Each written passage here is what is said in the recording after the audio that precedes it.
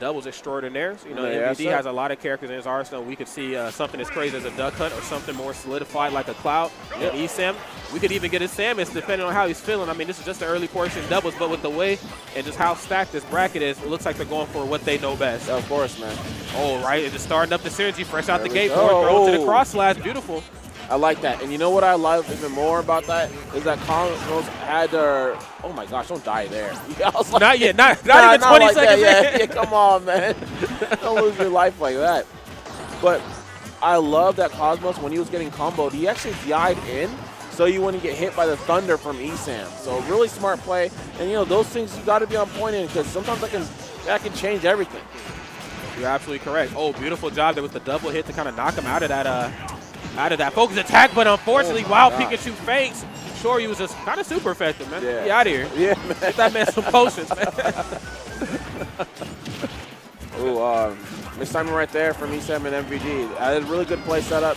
Potential tech chase, not going to happen, though. Absolutely not. ESAM silencing the audience there, going tit for tat, closing out that next stock with the down special. Beautiful job. Now, right now, we're sitting at 5 stocks apiece for both teams, you know, and pretty close in terms of percentages as well. Just as I say that, man. You know, yo, Cosmos got hit with the arrows, man. That is the arrow killer, man. That is goodbye. Don't make it a display. You know, oh, man.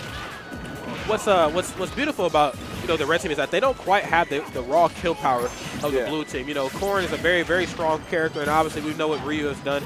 We've seen that character since not necessarily day one, but since his release in Smash 4, he has done some very fantastic things. But what the blue team, what the red team, has that the blue team does not is the synergy, is the setups, and on top of that is the off-stage pressure that ESAM is going to bring to the table. That man is the master at edge guarding opponents. Oh yeah, absolutely.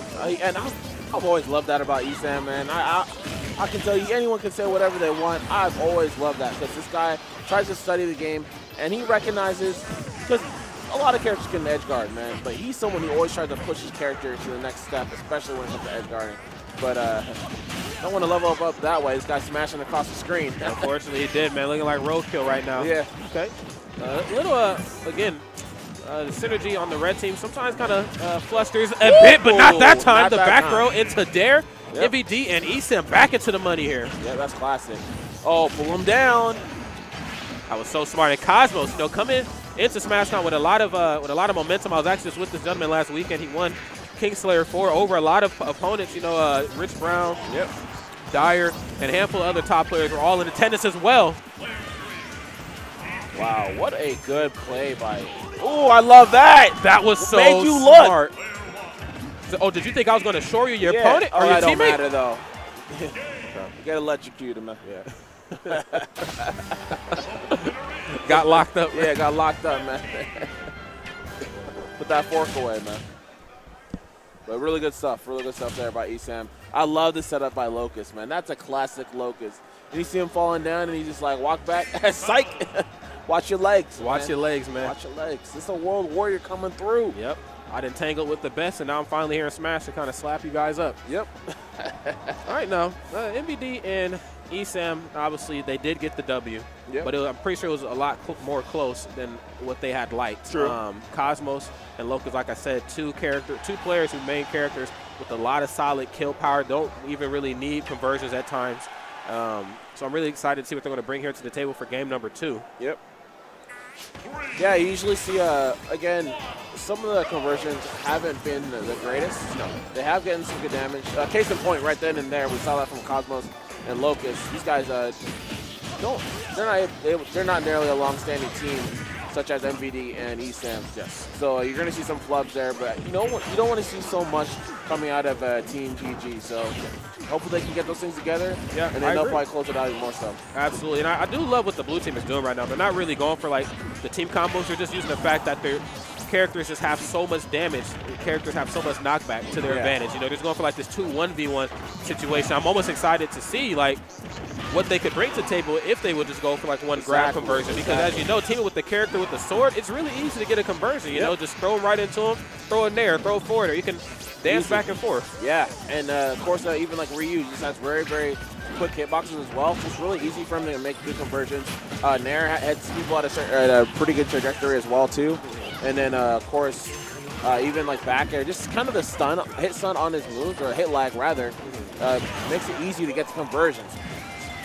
And again, that's the second finishing touch we've seen. It hasn't really been able to kill Ryu. A lot of people forget Ryu's a pretty big guy.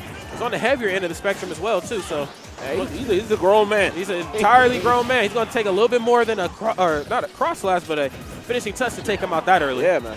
Finishing touch, thunder, makes no difference. No, sir. He does not care. No, sir. And that back air closing out that stock on MVD's behalf. Red team right now trailing here. Let's see if they can try to claw their way out of this deficit. The up smash does, rightfully so. We got ourselves an even game. Yes, sir. Really good plays there. I love what I'm seeing from Locus right now. I feel like he's kind of sitting there, all right, I need to lock in low.